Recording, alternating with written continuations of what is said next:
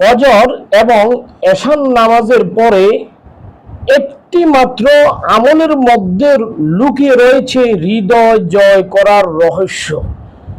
খুবই গোপন একটি আমল, অত্যন্ত সহজ এবং কার্যকরী, যে আপনার প্রিয়জন ভালোবাসার মানুষের হৃদয়টা পাথরের মতো শক্ত, আপনাকে খুবই অ্যাভয়েড করে চলে, অথবা আপনার সে স্বামী হতে পারে, স্ত্রী হতে পারে, সে আপনার অগোচরে পরকিয়া করে, অথবা আপনার প্রিয় সন্তান পিতামাতাকে অ্যাভয়েড করে চলে। তার হৃদয় যত পাথরের মতো শক্ত হোক না কেন, ফজর এবং এশার নামাজের পরে আল্লাহ পাকের তিনটি মাত্র সিফাতি নামের উসিলায় তার হৃদয়টা নরম হয়ে যাবে, মোমের মতো নরম হয়ে যাবে। আমলটি খুবই সহজ।